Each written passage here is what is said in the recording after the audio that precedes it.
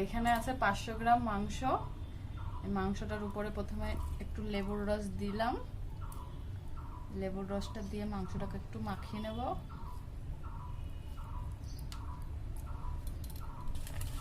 আজকে মাংসটা সব মশলা দিয়ে মাখিয়ে রান্না করব। তার জন্য কাঁচা আলু দিলাম,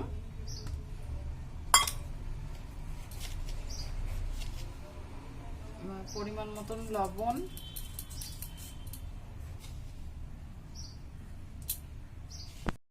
পরিমাণ মতন হলুদ গুঁড়ো, ধনে গুঁড়ো,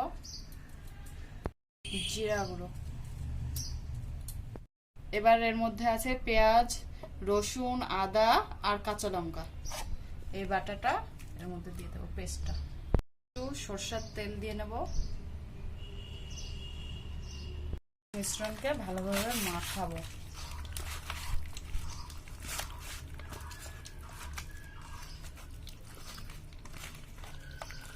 10 মিনিট ঢাকা দিয়ে রেখে দেবো।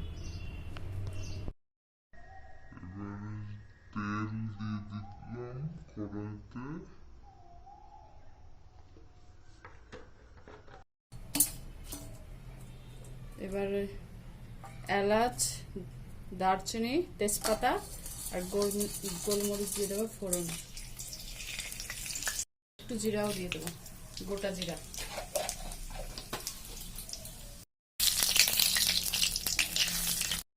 দশ মিনিট হয়ে গেছে। 10 মিনিট পরে ওই চিকেন পুরোটা কড়াইতে ঢেলে দেবো।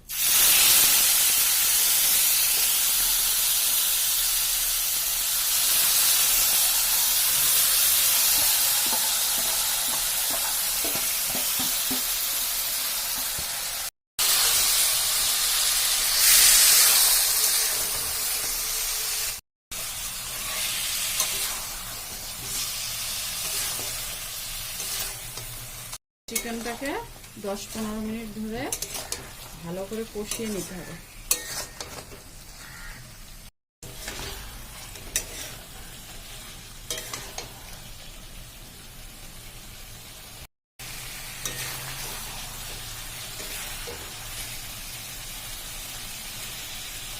পনেরো মিনিট ধরে ভালো করে কষিয়ে নিলাম।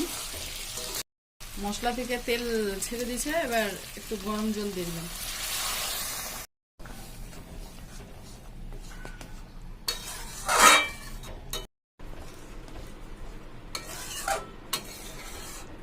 আমার মাংস রান্না কমপ্লিট। নামানোর আগে একটু গরম মশলা দিয়ে নেব।